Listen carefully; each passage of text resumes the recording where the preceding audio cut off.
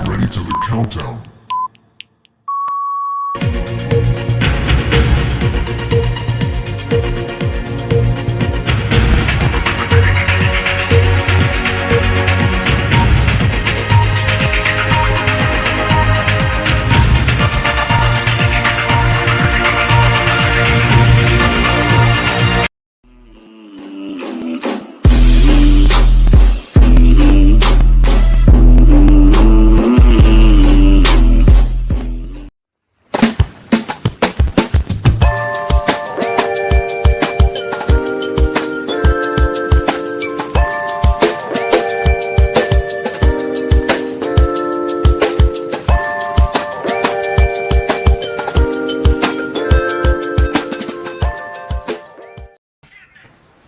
Hi everybody, we're live. Hey everyone! Bye.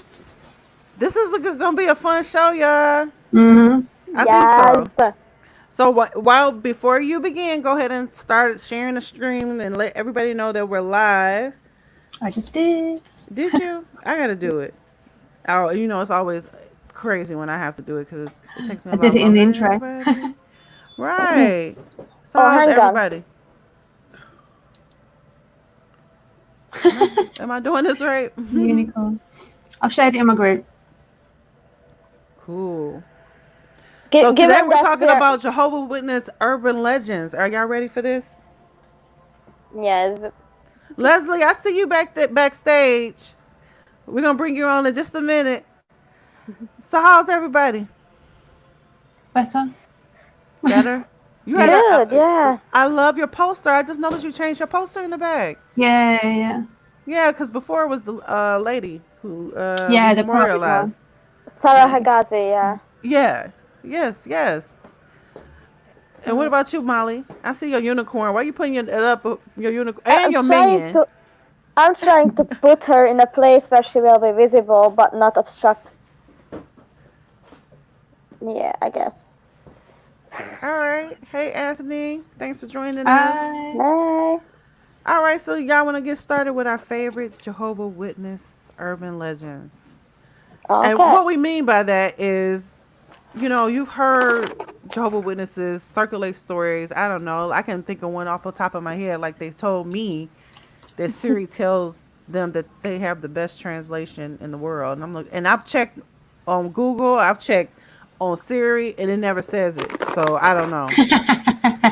So y'all tell me if that still work or not, or whether or not that's an urban legend or not. They just made that up. I think they did. But it's circulated around the witnesses so much that they were saying it all the time in groups. And it's like, where did this come from? So we got a lot of other urban legends we got together. We got some guests today. As a matter of fact, we have Leslie. Hi, Leslie. Hello. Hi. Thanks for joining us. So are you with us for the entire show? We didn't get a chance to talk to you backstage. I will be with you for the entire show. Wow, Okay. nice. Thank you. Nice. So you got a few urban legends of your own, right? Oh, yes. You want to start us off? Yes. So I have, three came to mind when I saw your post on Facebook. One that I'm sure everybody has heard. There's always that kid that wakes up and is sure that they saw there, in the case of our congregation, the troll doll moving on the shelf, and they're like, oh, it's demonized. So I don't know if that is a common word amongst all Jehovah's Witnesses. But I remember troll dolls. I could not have a troll doll. Yeah. And I don't know about the troll doll moving and all of that. But yeah, we could not have troll dolls because we were told they were demonized. Yeah. I've always wondered about that word, demonized. It's a weird word. People collect troll dolls, though, don't they? Yeah. Oh, yeah. I wish I had them. I had one. Now I'm old. I'm all crusty. I'm getting older, and I'm now going back and buying things. Come on, Bella. You didn't do this just like an hour ago. You know what? Let's go. Right. Molly, you got some urban legends you want to Yeah. start with while I get this together over here? So I guess everyone knows Sims, right?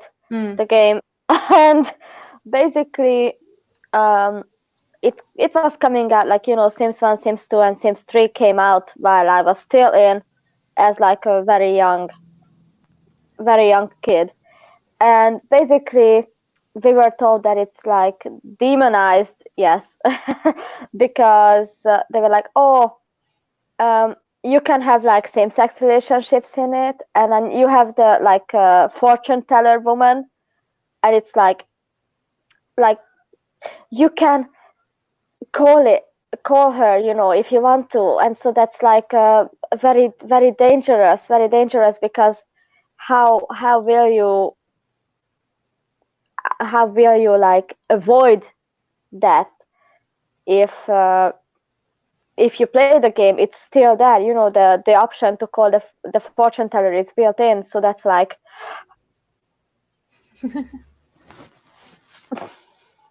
so that was one of the big things of my childhood, other than the obvious never watch anything with anything else that's not about JWs, basically.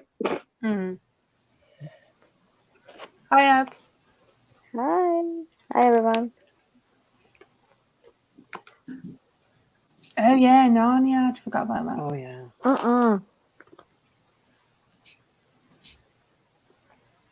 No Narnia or Harry Potter for us. You're on mute, Spence. Spence, you're on mute. Of course, I am on mute. I'm just talking. Well, anyway, Narnia. What is Narnia? I don't think I've ever heard. Is that a movie? Like Yeah. The Lion, the Witch, and the Wardrobe. Yeah. Oh well, that one was definitely out. Even though, even though Christians watch it, like not ex-Jehovah Witnesses, they have like a division among themselves in mainstream Christianity, not the cult Christians. I'm talking about the other ones. I'm not the Jehovah Witnesses rather, but they. Oh my gosh, they Give me one moment. I'm sorry. I'll be right back.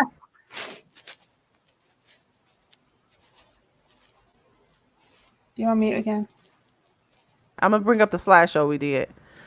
I'm frazzled because she is upset. Y'all see her cutting up back here? Do y'all hear her? Or it's just me? Yeah, I can hear. Okay. All right. Here we go.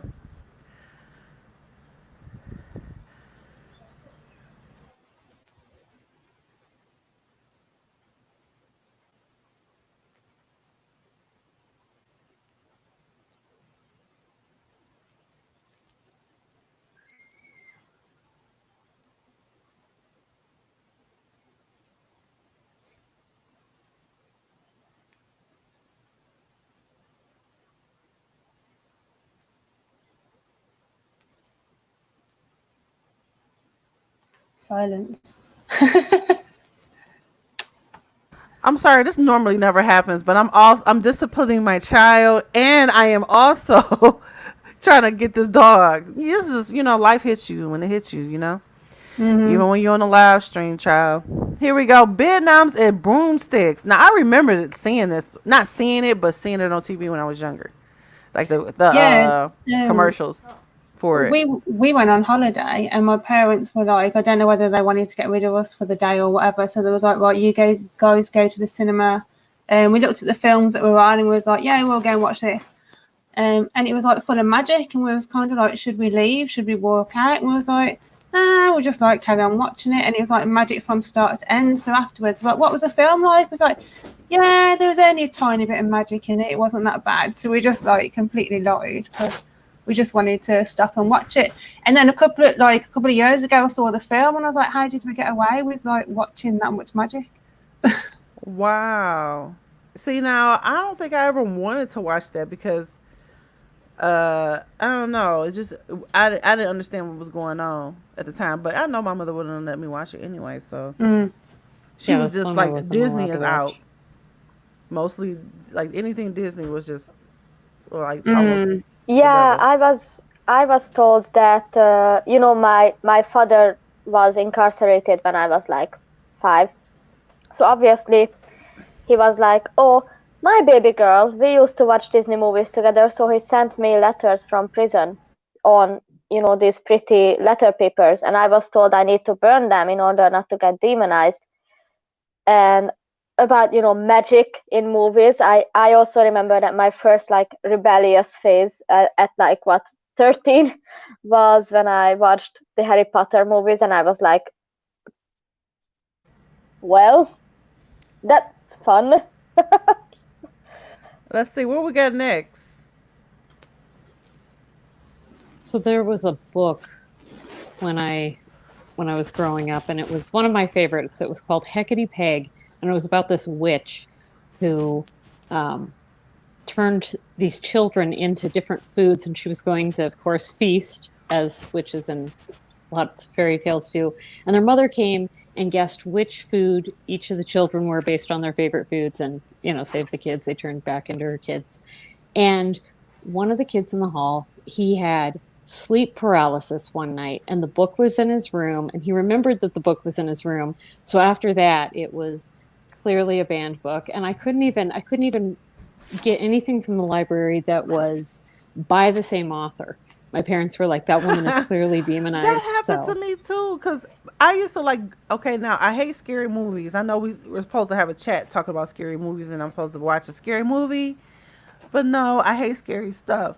But I used to love this book series when I was younger called Goosebumps by R.L. Stein. Mm. And there was one book in particular that I thought wasn't particularly scary. I can't think of the title off the top of my head. But my mother discovered that book, and every R.L. Stein book was banned after that.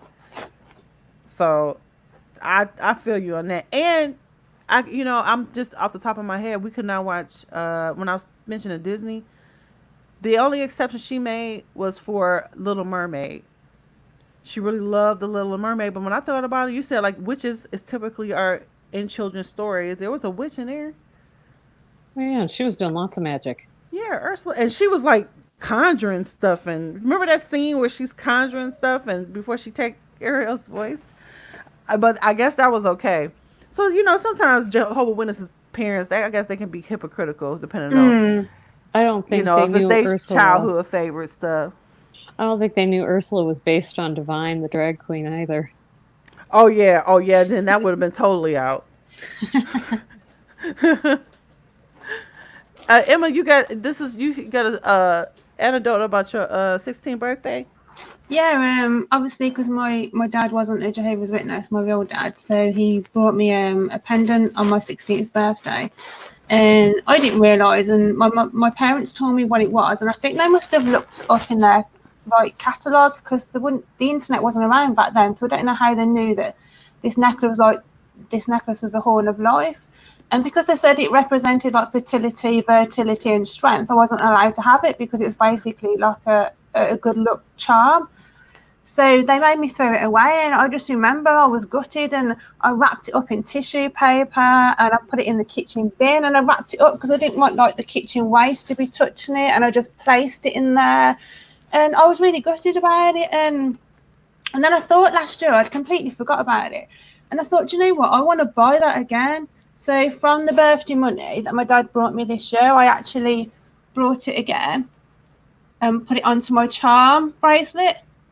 So, and I told my dad about it, and I'd never told him until the other day, and he was like, I can't believe your mum did that to you. I said I was really upset about it, and he was like, I'm not surprised, but I never ever wanted to tell him.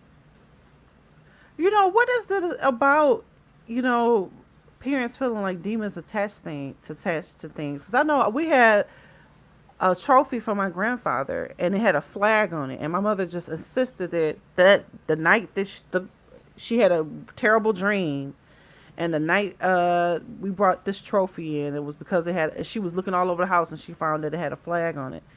Now I don't know if that was just my mother's paranoia outside of just the regular Jehovah Witness paranoia about things like that, but she was very freaked out that demons can be attached to things because of what they represent. Yeah, I remember So my mom going to like garage sales, and she would look through and be like, oh, if they have any spiritistic or religious stuff, we can't buy anything here. yeah, or anything with a cross, or what would Jesus do? I used to want one of those bracelets so bad, not because I was caring about what Jesus wanted me to do, because I thought it was a trend. I don't know if y'all remember those WWJD bracelets. It was a trend here in the United States, and I just wanted one of those. Or when the cars here in Michigan, they have the little I don't know what that little sign is. It looked like a little infinity sign. Yeah, I know. Like a fish shape thing. Yeah. Yeah. You know, my mother did not buy a car because uh it was a used car. She refused to buy the car because she didn't. It had that little thing on it. I'm Mm. like, you could take it off. No, that's okay. I'm like, okay, whatever. That was crazy. Oxfam? Am I saying Yeah, that right? yeah, because that's in the UK. That's like a big second-hand shop, second-hand store over here. Okay. So like anything like Oxfam, we wasn't allowed to. Well, we was allowed to buy stuff, but we had to be really careful, like with antiques and stuff like that. In case there was demons attached to antiques. And then these are some quotes from people in my group that said about their experiences. Like one said, a guy brought a leather jacket at a thrift shop, and weird things started happening around his house. So they tried burning the jacket, and it wouldn't burn until they called out Jehovah's name. Oh my gosh. And then there was another one where they said that there was a couple who brought a guitar in a thrift shop, and it was possessed by a demon. And the couple got advice from the elders to burn the guitar, and they said that once they did, that the spirits were gone. And then other people said that they knew about demonic trinkets from garage sales refusing to burn, because that was the thing. Like if there was demons attached, it didn't burn. Which is crazy because, we couldn't shop at the Salvation Army for some reason. Also, I remember a urban legend here in Detroit circulating around this field service story. We used to tell people, the friends used to tell, and the friends used to tell in the group and all of that, field service groups and stuff, that this guy was on the porch. This elder was on the porch or whatever, and he was giving his presentation or whatever, and this man had inside his house, it was painted purple. He had all this Prince paraphernalia and all of this stuff. And as the elder was talking, the elder just got really overwhelmed and got really like lightheaded, and then a demon pushed him off the porch. Right. Oh, and not that he probably needed a drink of water, or was lightheaded for something else. But yeah, and so they was like, yes, so you got to be really careful. Don't bring Prince albums in your house or Michael Jackson and all of that. So Was that before or after Prince became a Jehovah's Witness? oh yeah, so I'm pretty sure now we'll be okay, right? Mm. I forgot, Prince just was a J Dub, right? They had his funeral in the hall and everything. Mm-hmm. That's crazy. Oh yeah, and this one is mine, I think, about superstitions, buying from things from garage sales, demon being. I think we talked about being. My mom was like very leery of going to garage sales buying personal items. She showed me at the time, this was in the 90s, a watchtower saying, if you buying personal items from like it didn't say garage stores, I don't know what it, secondhand resale shops, whatever, that demons can attach themselves to personal items. Mm. And it kind of reminded me of another Jehovah Witness urban legend or false teaching or whatever you want to call it, of that when you take blood, it alters your personality. Do you Okay. did y'all remember that? Yes. Yeah. Can I just say about that, because I remember the Pope before. Hang on. The Pope before the one before this one. I don't know. Yeah, I know. I don't If that makes know them sense. all. John If that Calvin. makes sense. And he died in like some sort Pope of John's. I get all named I Paul. guess I don't know. I don't know their names. I know that the Pope before, like two popes before, Two popes before.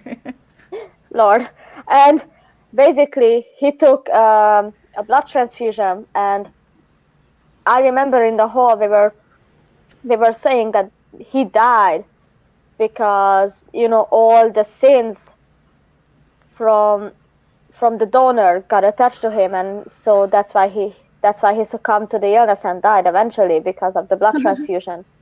Yeah, if you guys That's want to see crazy. that And quote, it's on this site. It's a UK site actually. It's called yeah, UK Watchtower Quotes.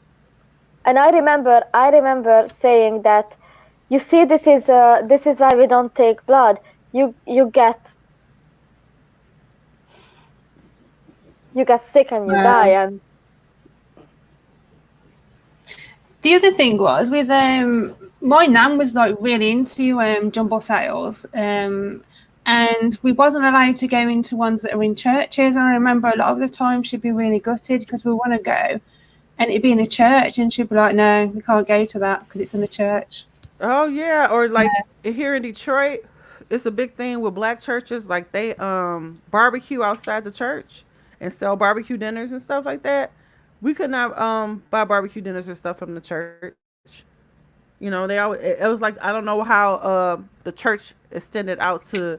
I guess a Jehovah Witness superstition is that if you go out in a church, that demons is flying around in there because a lot of people don't go into the church because of that reason. I know my mama felt that way. I know we went to a funeral of one of somebody that died. Obviously, what am I talking about? Yeah, a funeral of a family member is what I'm trying to say. And we got there. My mother insisted that she had to leave because she had a headache because, the preacher, he was demonic and he had his eyes was looking directly at her because he knew that she was a Jehovah's Witness. She had this whole spiel and I was just like, wow, like we just here for a funeral.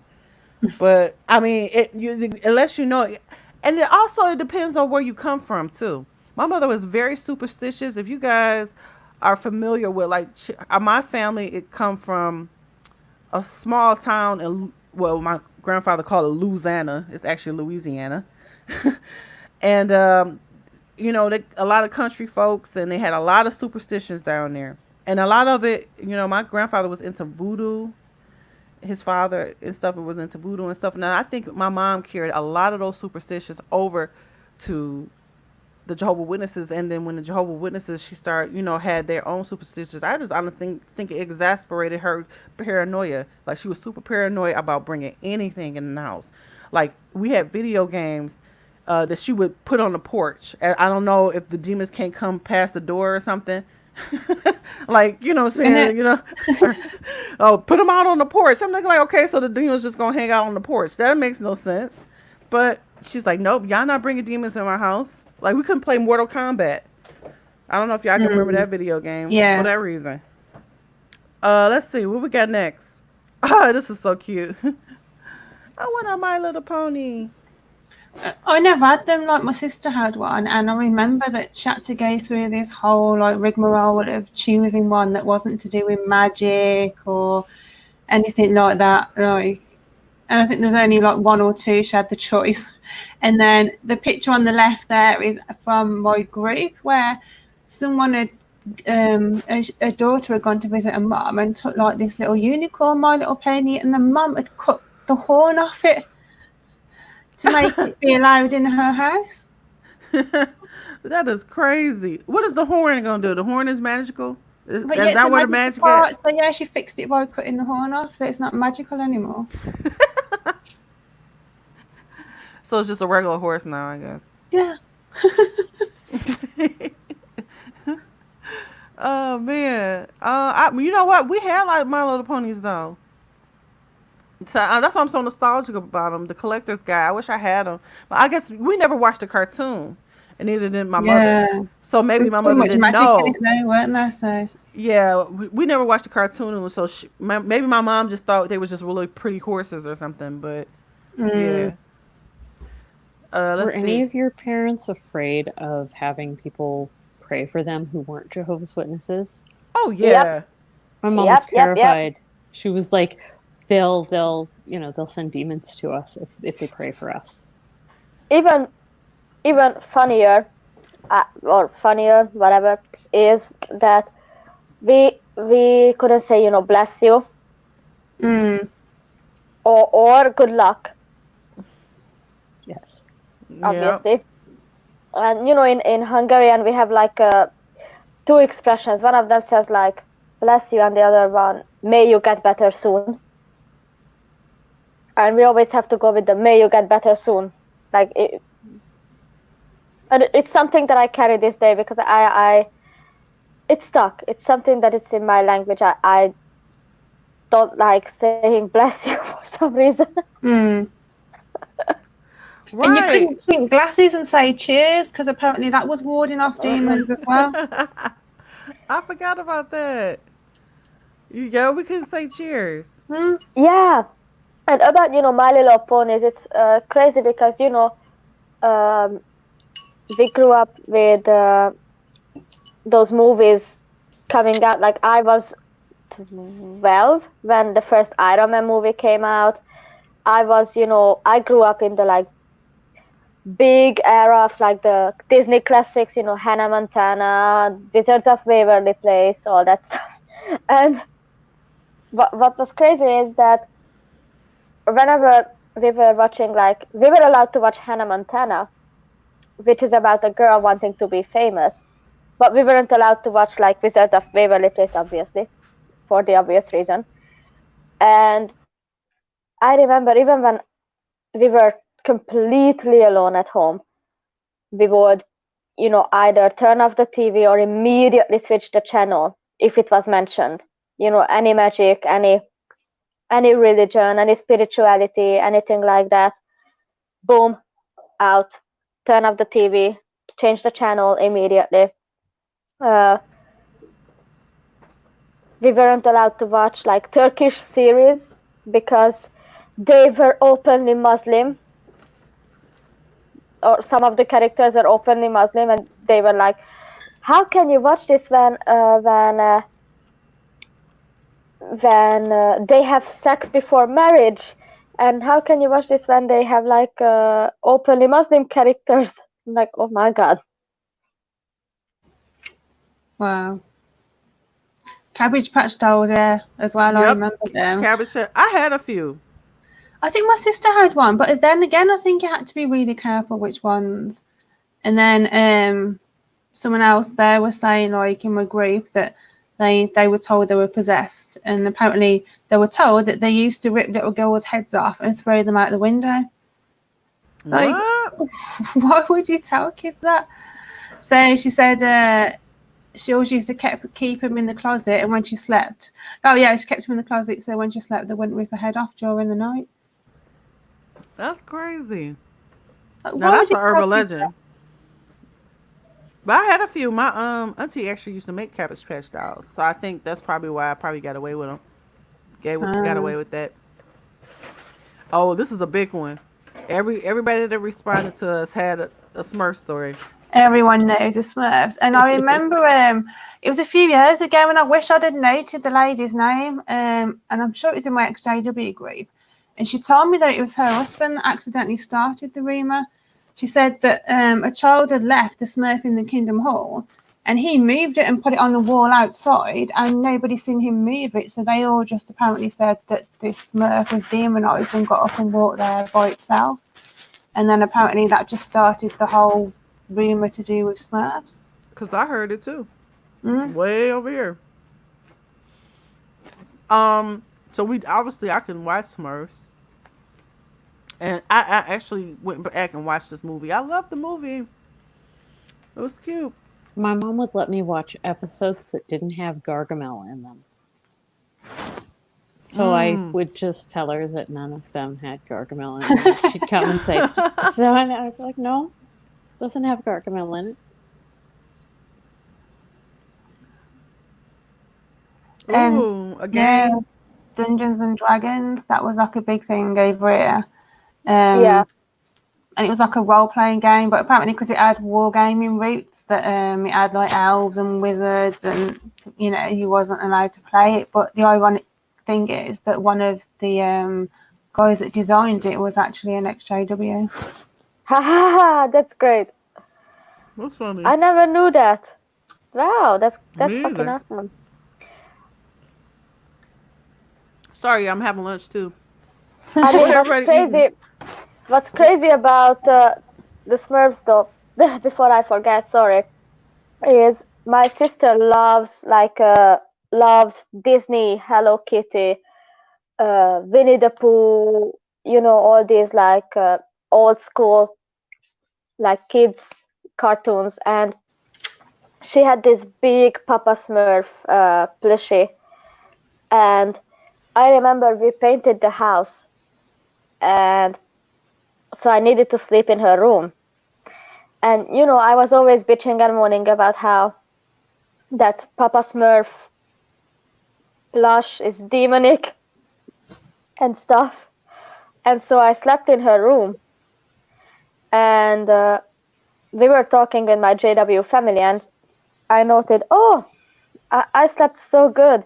And instead of, assuming that, oh, maybe the room's situation fits you better, like the way the room is situated or something like that, like a reasonable person, they were like, no, that's actually the demons from the Papa Smurf plush making you sleep better, so that you would think that the demons, or that the demonic presence is pleasant and beneficial. Wow. That's That was a crazy. trip. That was Yeah, like a whole Olympics of mental gymnastics. you ain't lying about that. We can watch Gargoyles because my mother thought that was just demonic, or X Men because Professor X Mm. saw into the future. That was way I out. remember when Iron Man came out.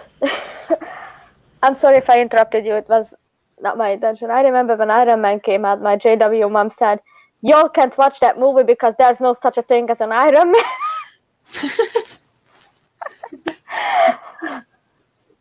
So we didn't. And when I left the the JW was one of the first movies I went and saw in the cinemas with my new friends who were not JWs, was Age of Ultron. And then that led me to like be obsessed with the comic books and with the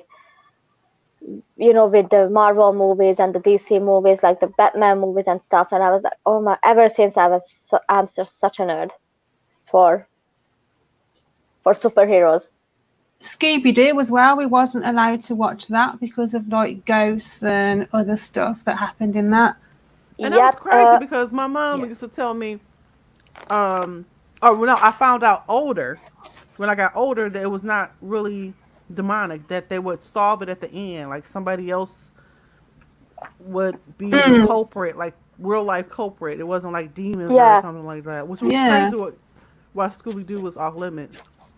What's also fun is I don't know how many people know J. Jake Long, the American Dragon. It was also a fun series, like um, about dragons and some, Eastern, like more like Chinese kind of magic stuff. And we weren't allowed to watch that. We weren't allowed to uh, watch like shows that had anything to do with like another culture or had an open religious character. That was crazy. Like there was this Turkish series, and it was about a relationship between a guy and a chick, and because the chick refers to herself as a Muslim, we weren't allowed to watch it.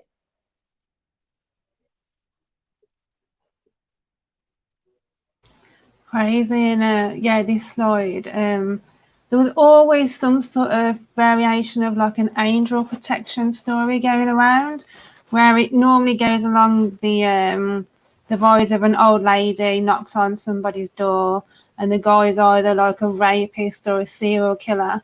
And then the story I heard that he was caught afterwards. This old lady, JW, knocked on his door, and they said to the guy, "Well, why didn't you harm that lady?" And he says, "Well, because of the two 7-foot men stood beside her." And it's just like, yeah, right, okay. So they make out that two angels appeared, and there's varying stories that there's the guy was a rapist, and he said about two giant angels stood behind her, and I've heard that from many different variations. I think a lot of those urban legends probably come from the yearbooks. Oh, you like, and they Yeah. just circulate because I've read like some of the old yearbooks. you'll come across some of these old stories that people tell. Yeah, they And did, I didn't they? They put stuff in there. Yeah, and I don't think that stuff Yeah. be real. I mean, I don't. I know I'm offending some Jehovah Witnesses who like to lurk on our stream, but the yearbook stories, why don't y'all verify them? It's just people just it could just people making up stuff. Yeah. Like they had to swim, 10 miles in alligator infested water to go to a Kingdom Hall. I'm sorry, I don't think that's real. And if you heard it from somebody that heard it from somebody, then y'all put it in a yearbook. It's a rumor. Yeah. And Hmm. they're using Jehovah's name as a lucky charm for dogs on field service.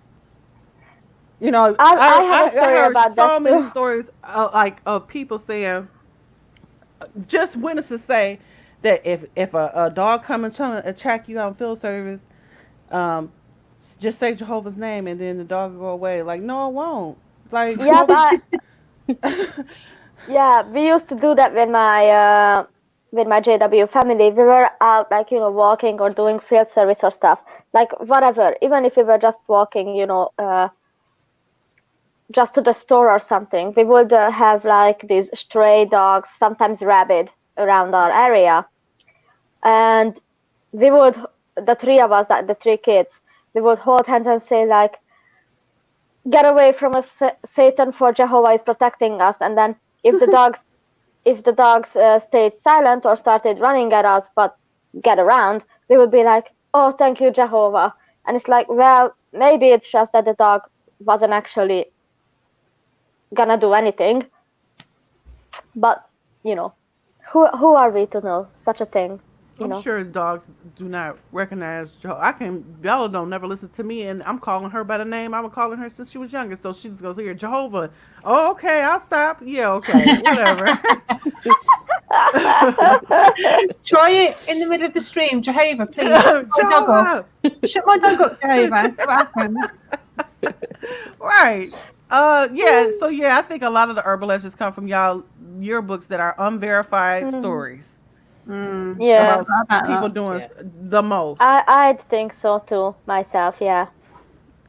Let's see. This is interesting. that. So this is a story that someone in my group told me. She said there was one sister who wanted to know if her fiance was sincere about the truth.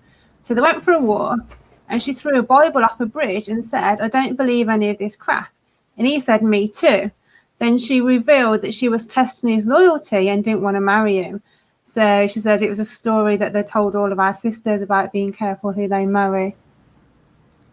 Oh, you know what? Yeah. I also think, just thinking of this, probably urban legends come from the platform at assemblies. Because people, when y'all circulate those illustrations that they do Mm, over and over again, it's almost like the telephone game, and it's never like the original thing that you hear from the platform at the assembly.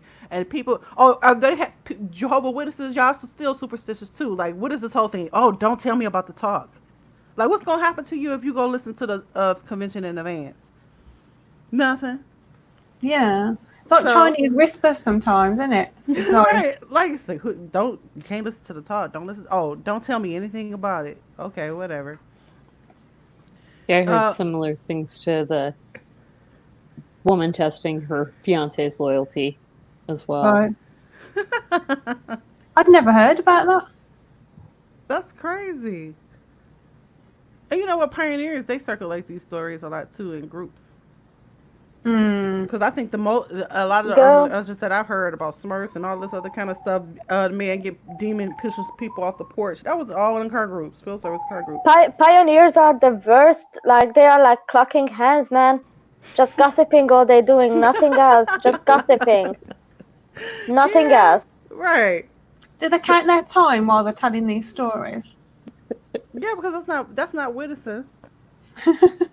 It's I not. guess they do. I guess they do because now they use them carts and ain't nobody walking up to them. So they be just standing there like a dirty salesman on the corner of the streets, just clucking. Mm. Quack, quack, quack, quack, quack, quack, just gossiping about anyone else's business but their own. Right. Oh well, I used to be a pioneer, honey. I didn't do much gossiping, but I did a lot of listening. Hmm. I didn't tell business, but I listened to it. I did That's it always more once. fun. I did it once in the school holiday, I think, and I didn't make the time. I lied, and that was enough for me. I never wanted to do it ever again. Oh yeah, I was kind of forced. It was like my destiny. Mm. After you, especially like after you have, like if you've been a publisher, then it's like it's a track, you know. Mm. And then your parents looking, okay, so when you gonna start doing this? When you gonna get baptized? When you gonna join the school? When you gonna be a publisher? It was just like all constant, like badgering, trying to move And it, up in. your school holidays, you want to be able to go and have fun, but like you're not allowed to do most of the stuff that we had. Like certain schemes where kids would go on and they'd go on days out to different places, and we wasn't allowed to join that because it was full of worldly kids. So they're like, I know you can knock doors for 60 hours in your school holiday instead. That'll be fun for you. Right. Like, Leslie, you trying to jump in here? I know we talking. Oh no, not Oh, okay. not yet. I saw your Oh, mute. about music, I'm have sorry, I needed. I have a Sorry. few things to share No, about go the ahead, music Leslie. though. My Oh, mom, so my mom was one of the people who was like, we played the Led Zeppelin Stairway to Heaven album backwards, and there are demonic messages on it.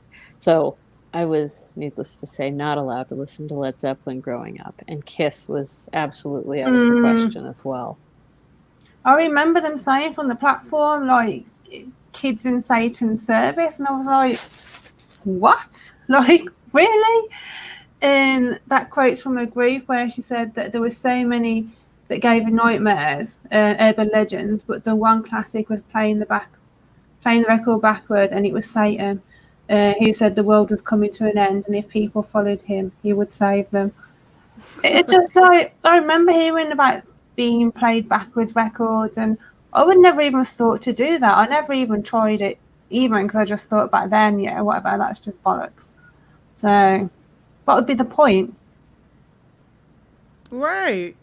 And then people also said, like, playing heavy metal, obviously it brings demons into your homes, and See, so and we Okay. were told it wasn't kids in Satan's service, it was knights in Satan's service. okay. Mm. Now I I heard about remember. that. I didn't listen to rock music, but my mom used to say no. Well, I started listening to like cheesy rock music, and '90s stuff like Third Eye Blind and all of them and stuff like that. But my mom like, no, you can't listen to all that Tool because everybody was listening to Mm. Tool when I was growing up, and she was like, because she repeated that if you would play the record backwards, that it started saying a bunch of demonic stuff. So yeah, that got all the way in here in the United States too. Go ahead, Molly. Then I want to read some ones off Twitter. Yeah, like what was crazy is, well, I guess everyone knows Fall Out Boy, and that their music is not Jehovah Witness friendly.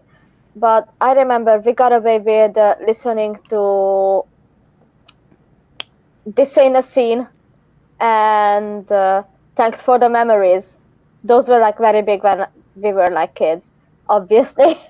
And I remember we got away with listening to it just on the merit that Hungarian adults who are older than 30 don't speak no languages.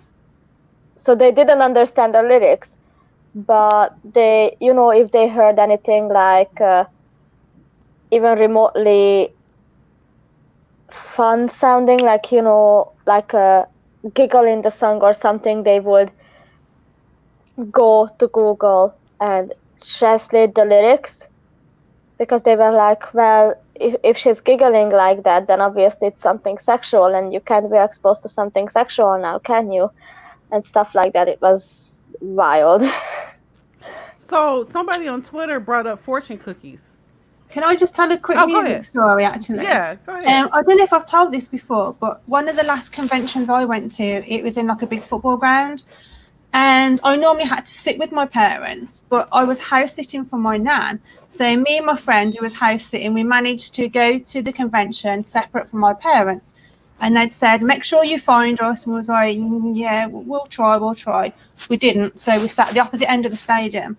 And then we was there. And then there was this talk where he went, brothers, do you listen to your children's music collection? And I was just like, And I just looked at my friends and I was like, oh, crap. And she's like, what? I was like, I need to find my sister. And she was like, what? I was like, I need to find her and tell her to put on my Nirvana, Metallica, Pixies, Aerosmith album that my stepdad had told me to get rid of. I need to find her and tell her to put my CDs under my mattress.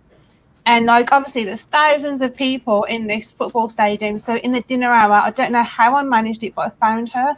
And I was like, please put my CDs under my mattress. And she did it for me. So I was like, oh, thank you. Because I knew my stepdad was going to go straight into my room when he got back off that assembly and go listen to more of my records. Because I'd get home from work and he'd be like, I want you to throw this away. Why? Well, this song says this and that song says that. And I'd be like, I've just paid $14.99 for that Aerosmith album. I'm not throwing it away. And he'd be like, well, you're not playing it in this house then. So I had a stack of CDs that I wasn't allowed to play until I moved out.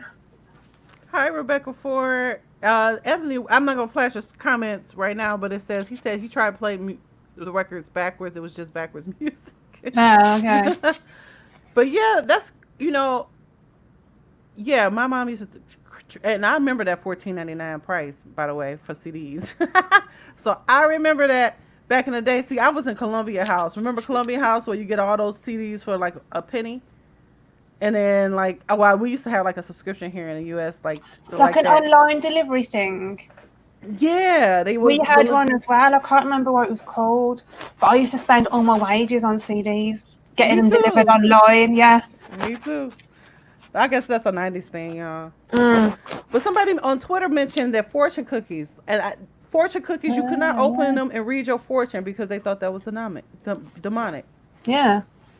And somebody else said something about you shouldn't say lucky. You're supposed to say fortunate when they mean the same damn thing. But I don't understand. We can't see these on screen, by the way, Spencer. You know what? I didn't bring them up on screen. I was just gonna read them. Oh, okay. Because your presentation is much nicer. You know what I don't understand about their obsession with not watching or listening to anything that includes a mention of another religion or spiritual way of thinking. It's like, isn't Jehovah supposed to be like the biggest dick around the playground? Like, why are we? What are we doing? If you all are so sure about Jehovah, then why are you so intimidated by another? Why is he so threatened? Well, you know what I think. Within, not to get off on a religious discussion, but within a Christian, the Jehovah Witness theology, they are so afraid of dark forces and demons and demonic things happening. And you would think, like you said, if Jehovah is supposed to be, big and bad and mighty, you shouldn't be afraid to be watching a movie with ghosts. Like, we can watch Ghostbusters, which was pretty lame, you guys. You were allowed to watch Ghostbusters, lucky. No. I was not allowed to watch Ghostbusters. Oh, I heard. Which I thought was lame. It was like the really bad CGI. I don't know if it was CGI back then, but ghosts, and it wasn't like real life ones. But yeah, that was out. Or we couldn't sing the song. The song was really popular on the radio. Like, who you gonna call? We used to say, who you gonna call? Ghostbusters. Y'all better not be up there talking about no Ghostbusters. I remember. You guys remember Pink, Britney Spears, and Beyonce with We Will Rock You? Yeah. Yeah. Now, my JW mom said, it originally said, fuck. So we're not allowed to listen to it. And then, obviously, we weren't allowed to listen to Queen because Freddie Mercury was like hella gay.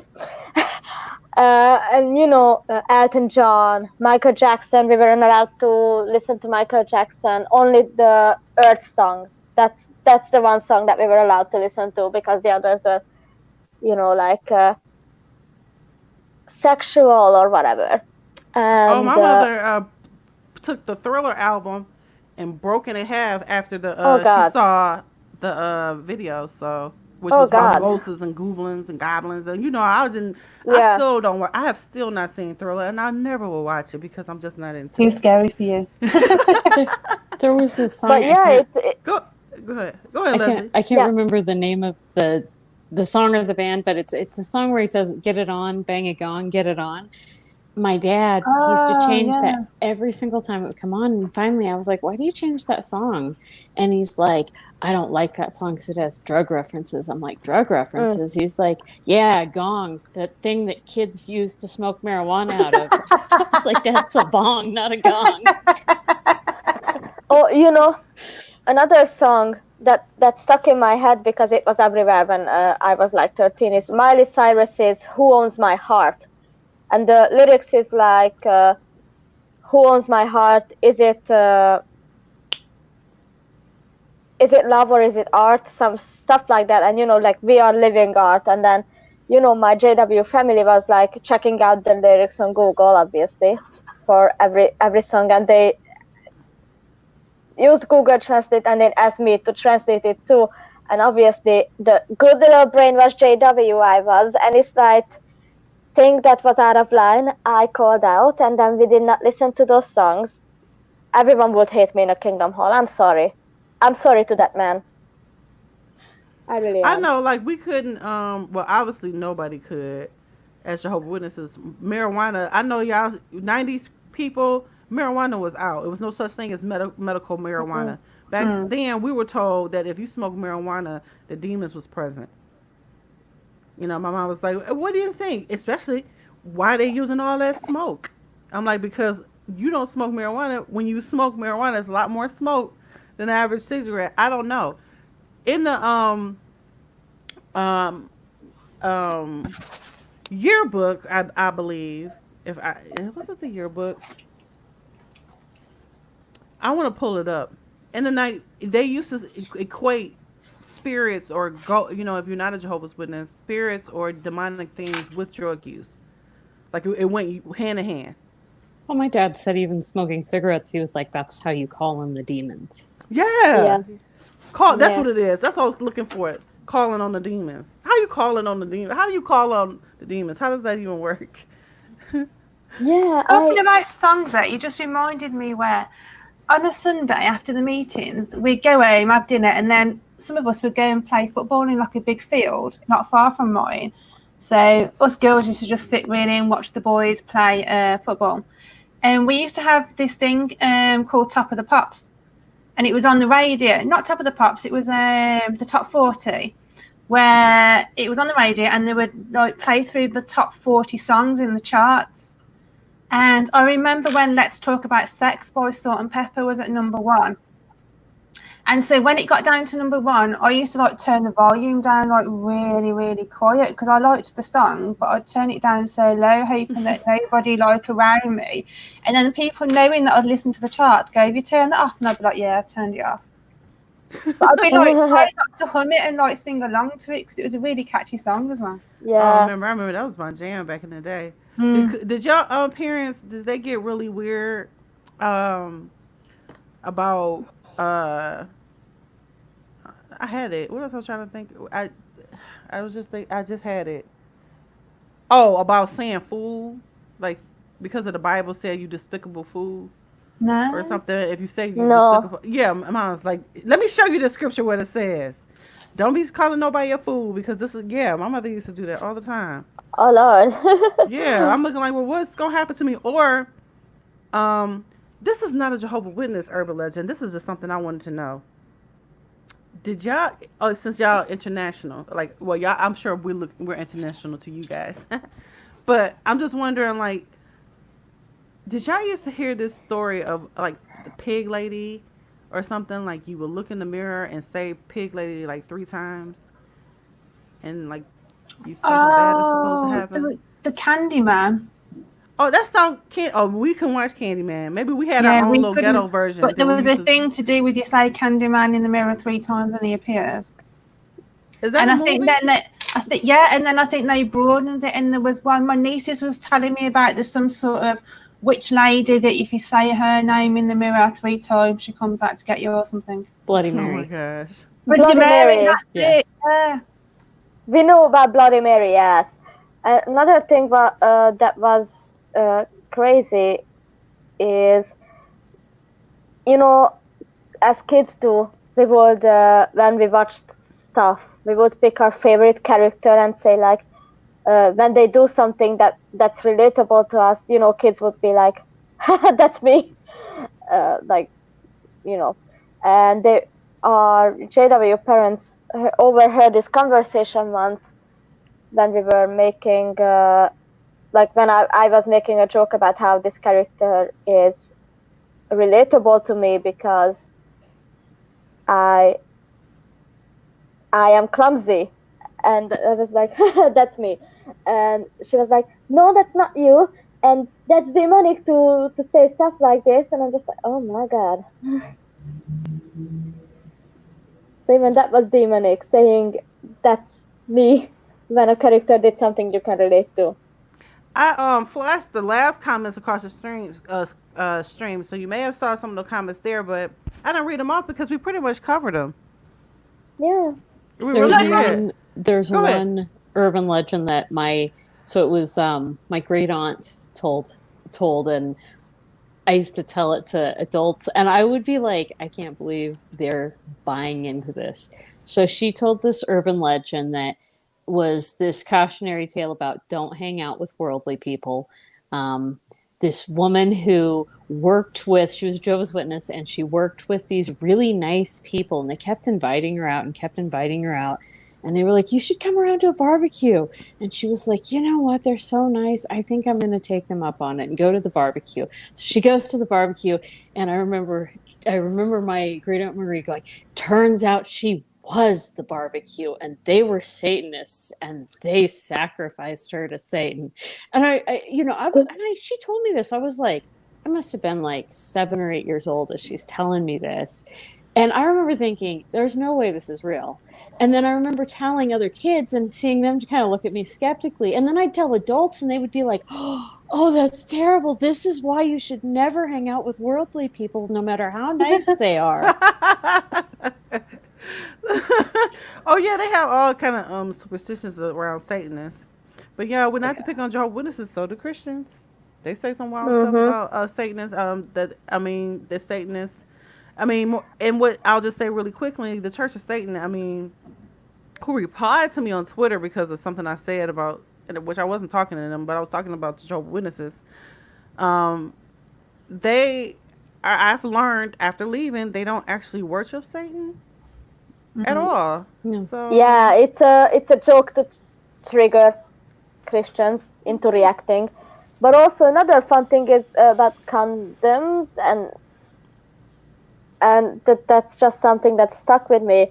Is the Pope said, again, that same Pope who died because of the blood transfusion, and he just said that condoms are sinful because they let you give in to lust without the consequences and without the blah blah blah religious bullshit, blah blah blah. And JWs at the time, at least where I live, and I don't know how that pans out globally, but they were like, this one we agree with, because if you use condoms, and then you can have premarital sex without the consequences. And Jehovah wants you to get sick and pregnant if you don't follow those rules. Hey. I was just thinking, is Aaron popping on to tell what us up, about his story? Aaron? It's What's nice happening, to y'all? see you. You looking good. Thank you. So are you gonna tell us about John Denver? Huh? Are you gonna tell us about that John Denver story? Oh yeah. So years and years ago, I remember there being a story that was going around in our Kingdom Hall about how one night John Denver went on the Tonight Show with Johnny Carson, and that he was going to sing a very patriotic song. I can't remember if it was "God Bless America" or whatever, but he supposedly got on the mic and said, if there's any Jehovah's Witnesses in here tonight, I'm going to ask y'all to leave because you're not going to like this song. And apparently, he also supposedly did that at his concerts, but I don't have confirmation of that. But he asked them all to leave. Well, he goes afterwards and sits down on the couch talking to Johnny Carson, and Johnny Carson just bullshits with him for a minute, or excuse me, sorry, he talks with him for a minute, and then he says, "Oh, by the way, I know what you did, telling Jehovah's Witnesses to leave." He's like, "That was pretty funny," and John Denver's like, "Yeah, I'm not a big fan of theirs." And Johnny Carson says, "Well, you see that lighting guy over there? He's a Jehovah's Witness. And you see the guy operating that camera? He's a Jehovah's Witness.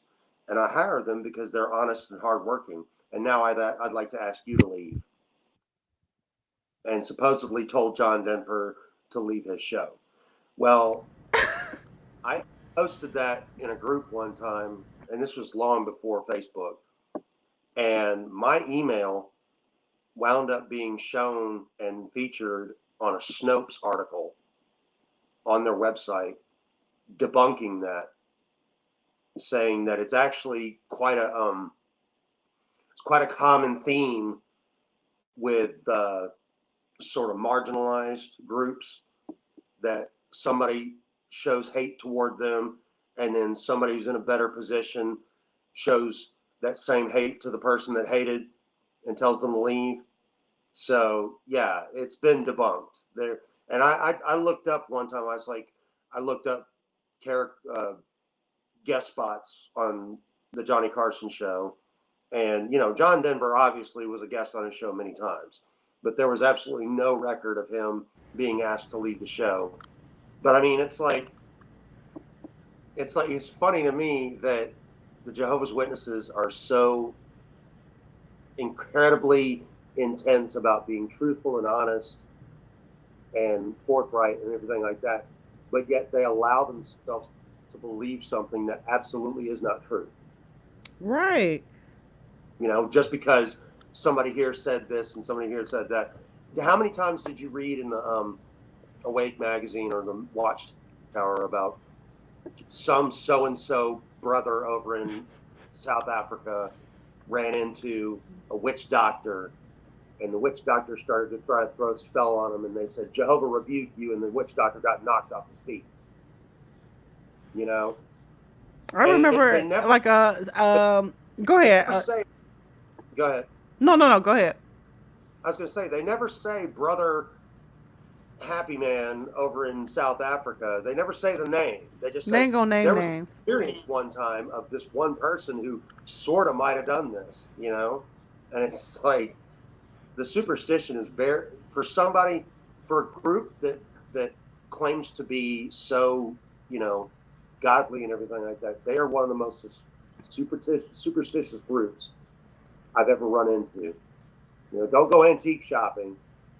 Don't go to the thrift store, because that iron skillet might have been used by a shaman or something like that, and it'll bring demons to your house. Right. No, I know brothers. They used to circulate this urban legend about buying houses that were owned by. Well, I don't know. I guess this particular house was owned by somebody who was like a fortune teller or something like that. Mm-hmm. And these witnesses moved in, and they was warned not to move in there, but they moved in there anyway. And they claims they had problems with demons. And then they asked the elders to come over there to ask them to pray over the house. And supposedly, as they were standing there praying, the elders were praying. As they would say stuff like, "Jehovah, kind Father," they would hear demons going, "Dear Jehovah, kind Father." This is how the brother used to tell the story to us in the car.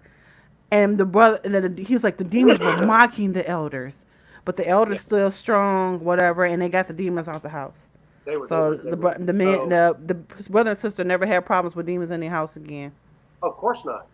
Once you get a Jehovah's Witness exorcism, there's nothing like it. Right. I guess that's pretty much what that was, right? Or the people who prayed, and they just prayed, and they was just such in a desperate situation, and then the Jehovah's Witnesses showed up. I think that, that, I don't know if that's a superstition or that's just a downright lie they'd be telling in those yearbooks. Well, Or really, urban legend, rather. really, it doesn't matter. It just because when it comes down to the rank and file, it's like whatever comes from the society, they'll swallow it, hook, line, and sinker. Because they have to. I mean, I wrote that poem that time saying how they morph persecution into pride. And so they already have this persecution complex. So any little thing that makes them feel that much more powerful, they're going to swallow it. They're going to eat it whole, and it doesn't matter if names aren't named or you can't tell them, the city and state that it happened in. It doesn't matter. Just, throw it out there. Throw them a bone. It's true. They want to believe stuff so bad because I know, like here, it was an Earth, Wind, and Fire concert, and allegedly in this urban legend, the Earth, Wind, and Fire, they used to perform magical acts in a show. Yeah. Remember? I don't know if you remember. And yeah, and so allegedly the band leader was like, if there's any Jehovah's Witnesses in the audience for this part, you might want to leave. Whatever. Why would he stop in the middle of his concerts just to address Jehovah's Witnesses in his audience? But people would tell that story over and over in field service all the time. I've also Emma field service groups rather. Emma might have heard this, and I can't see her name. Leslie, you might have heard this. Iron Maiden was really big on that too because they had Eddie, their corpse icon that they have on their albums and stuff like that. And they're like, Eddie's coming out and he loves to eat Jehovah's Witnesses. And they all run to the exit, And so wasn't there some Ozzy Osbourne thing about that as well? Because apparently he was supposed to bite heads off bats and stuff on stage, and there was something to do with him and Jehovah's Witnesses. Yeah. Bite the head off a bat on stage, but I don't think it was directed at the Jehovah's Witnesses. I have a hard time believing that any Jehovah's Witnesses would show up at an Ozzy Osbourne concert. They probably saw the news report that this concert was going to be there and started praying right then. But yeah, a few years ago, one of the dudes that joined Iron Maiden, he was from our town, so we used to drink with him in the pub. So that was kind of interesting a few years ago. I don't know if this is an urban legend or just a bad rumor, but we was told not to marry brothers who just got baptized. Because my mother used to tell a story about, this brother, he just got baptized, and then all of a sudden he drove past the hall and said, yep, this is the last time you'll ever see it, and kept going. I'm like, what? I heard it from my auntie, too, who was also a pioneer, so I don't know. See, that's the thing.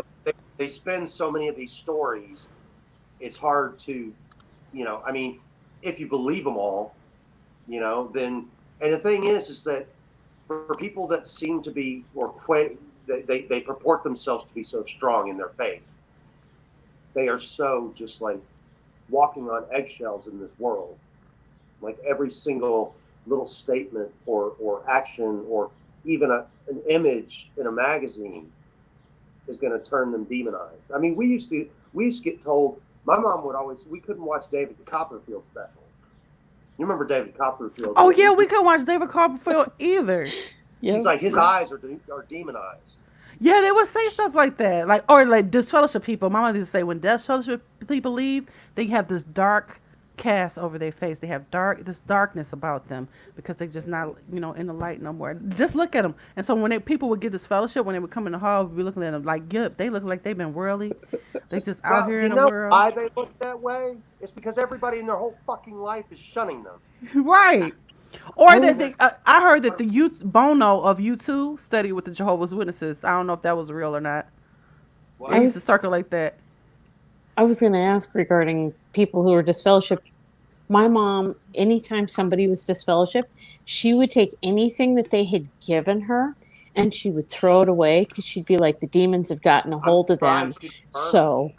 So you can't keep anything because the demons could get in through the item that they gave you. Like, even if they'd given it years and years ago. My aunt had given me a few things, and then she got disfellowship, and my mom was like, you have to throw those away because they could be demonized.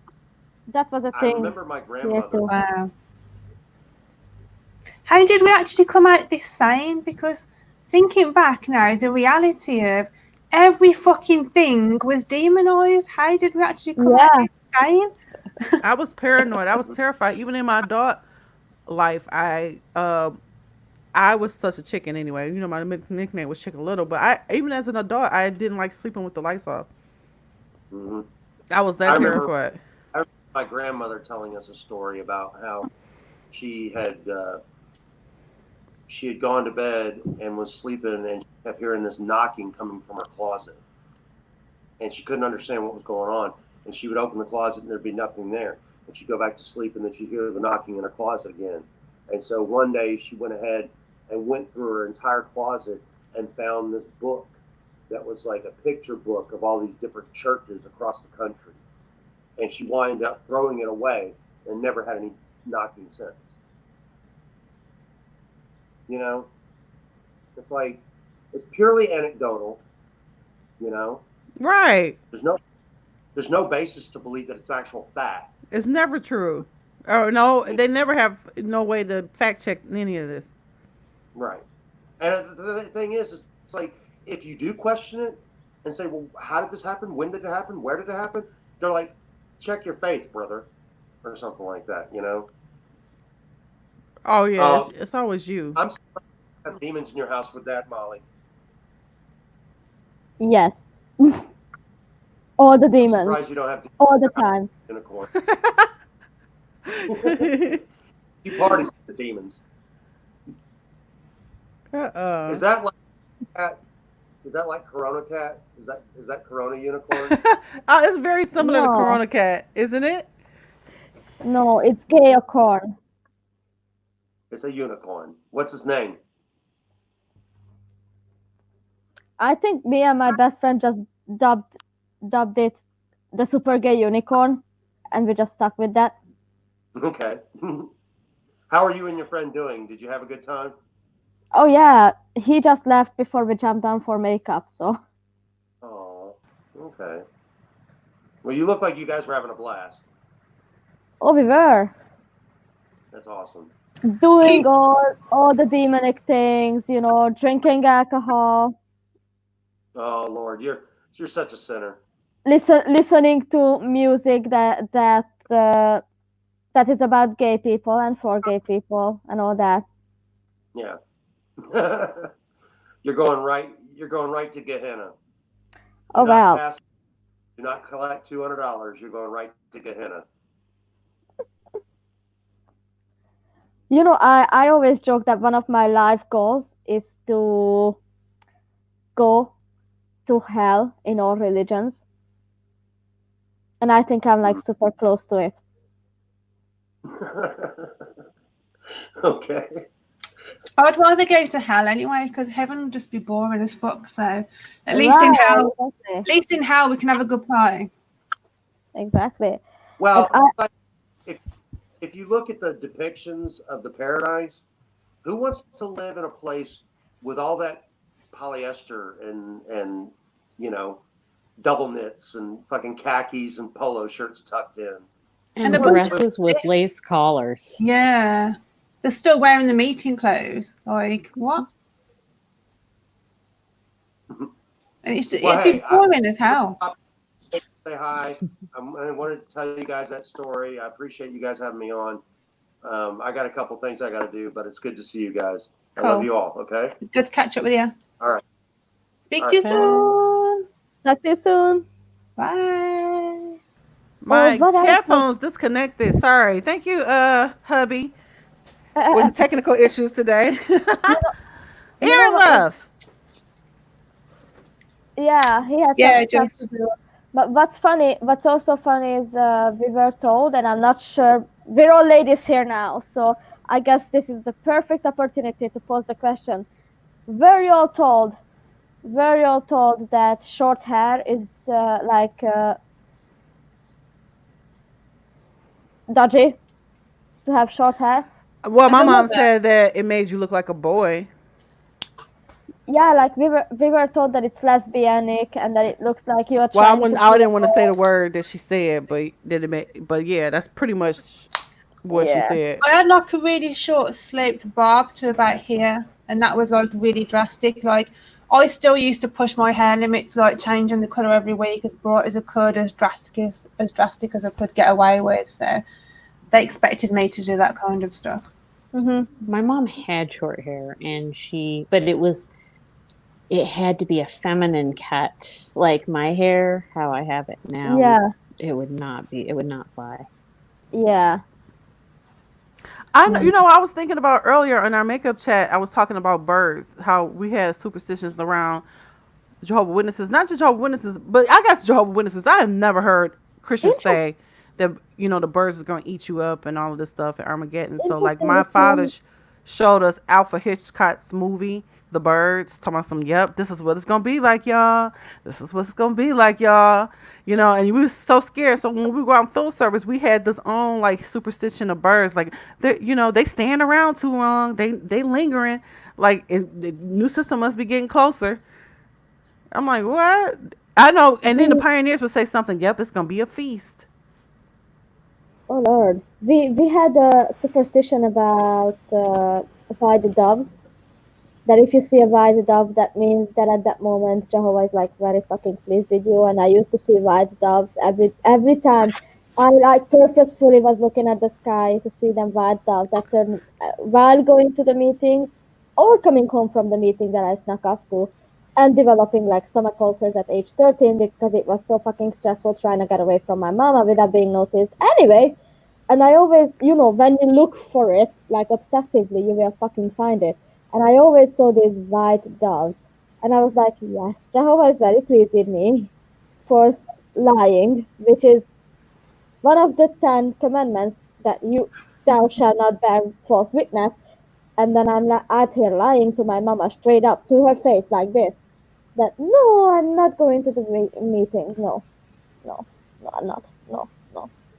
How did we sleep as kids though, with all this shit that was told to us? It makes me wonder, like, how we even slept without having constant nightmares? Short answer, I didn't. I know I didn't. I didn't. I had nightmares. I still have them as an adult. So yeah, I definitely feel all y'all on that. Hey, is this an urban legend? Does anybody know whether or not a Jehovah's Witness actually talked to Barack Obama? Because I used to see pictures of.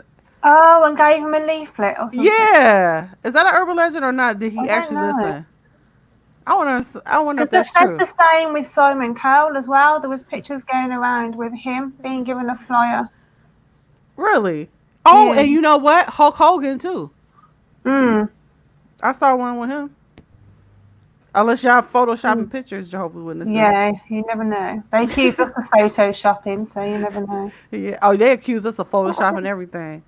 That they don't want to. That they don't want to look at or agree with. Apparently, I've hacked their website and changed their child sex abuse policies. That's an urban legend. Yes, it truly is. It's actually a lie, or I guess it's an urban legend. Apostates don't hack. How can we hack the Watchtower? I don't even know a group that would hack the Watchtower. I said, don't you think they'd remove it straight away if I changed the child sex abuse policies on the website? I said, don't you think they'd have me up in court? I'd heard Anonymous had threatened to hack their website. Yeah, really? I heard about that, yeah. Apparently I was kind of hoping it was true. Yeah, me too. Okay, you heard it on the glass table first. Apparently Apostates are anonymous now. Right. That's badass. I like that, actually. I'm good with that. I approve that. Yes. Please.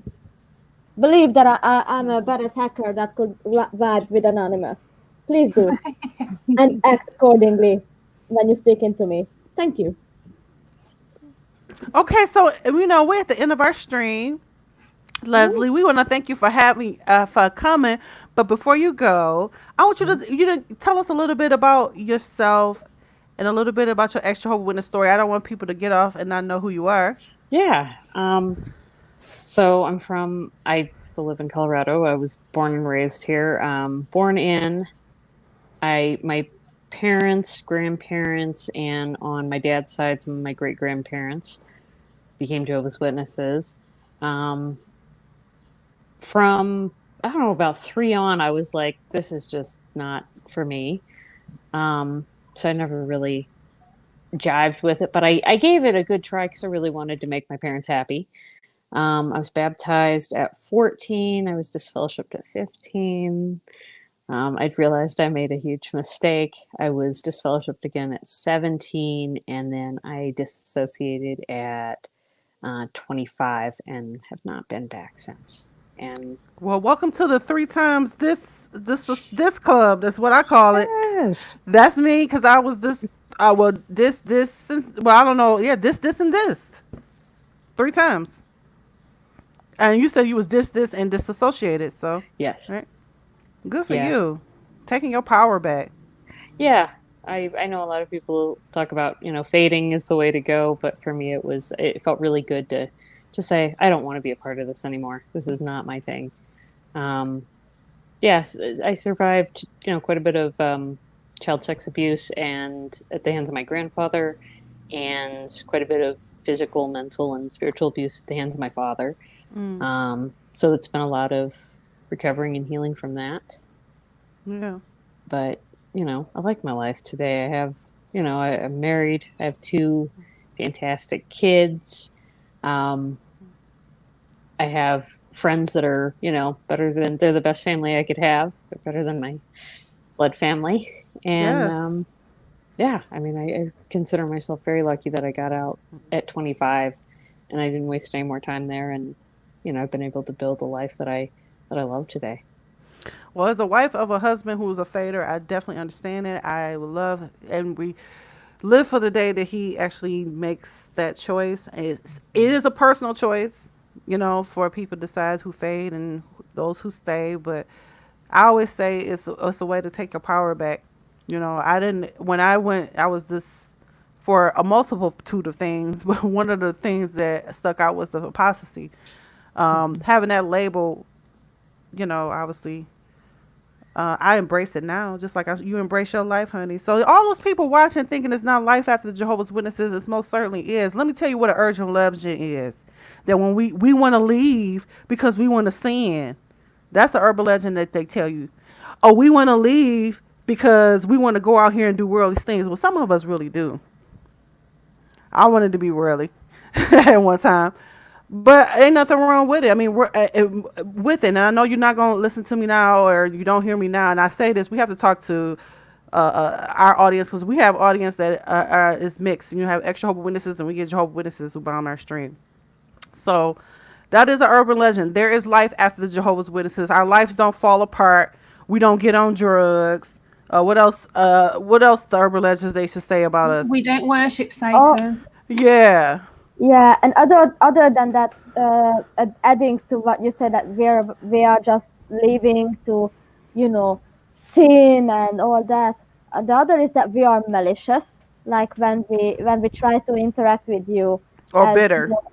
Yeah, and I reminded a Jehovah's Witness today that, look, mate, I'm not trying to sell you to Satan.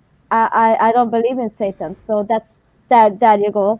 And then that I'm not malicious. I'm really not trying to drag you away from your belief. What I'm trying to do is, like, just consider the fact that there is millions, like if there is 8 million, a million of Jehovah's Witnesses, there must be at least that of apostates. Even if they speak out or they don't speak out, there's a lot of us. And we're not, we're not all the same. And just as, you use the no true Scotsman fallacy to be like, oh, well, that pedophile in the Kingdom Hall is not a true witness or whatever. That the same applies for us. We're not all the same either. Another urban. Go ahead, Emma. We don't all become atheists. True. We're not trying to take you away from God. We're trying to take you away from a corrupt organisation that's pretending to speak for God. So if you leave and you still want to believe in God, that's up to you. That's not our mission. Well, Right. Another urban.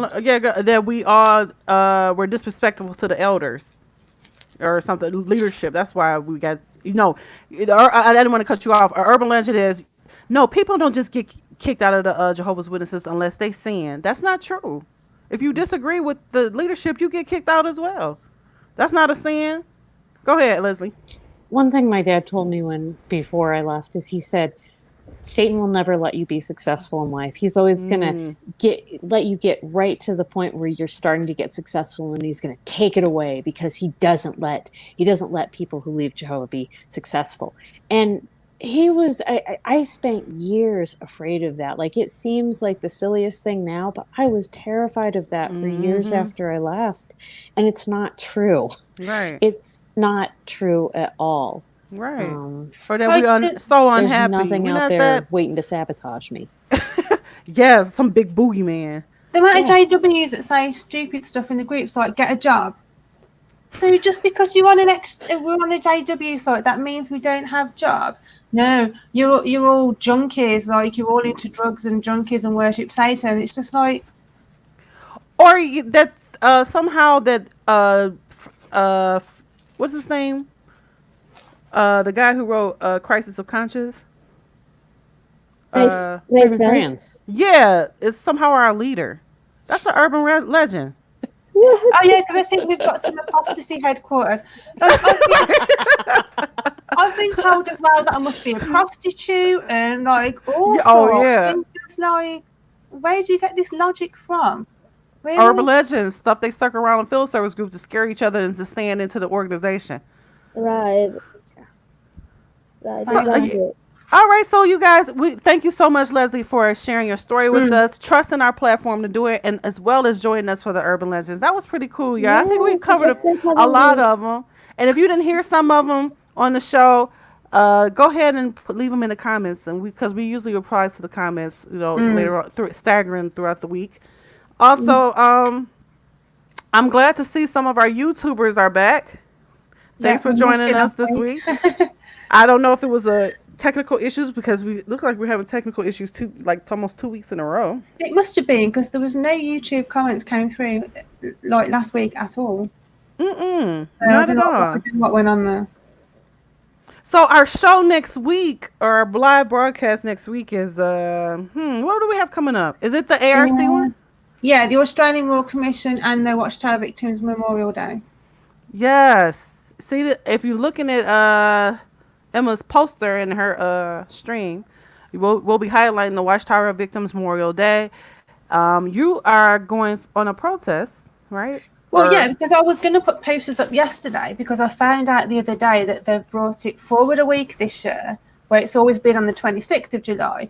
But I was ill yesterday, so I didn't get to go and put my posters up. So I'm going to stick to my original date, and I'm still going to go next weekend. And what I normally do is just put posters up around my town.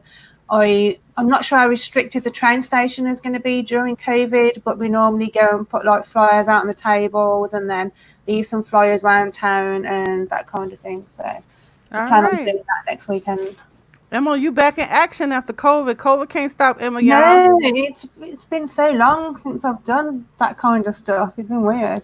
If you joined our last show, you can catch a clip that's circulating around of Emma's talking about her activism and how you can support her through her Patreon. All of her the donations go 100% to her printing up those type of graphics behind her, and to her activism actors. And she is the activist that tell you where your money go.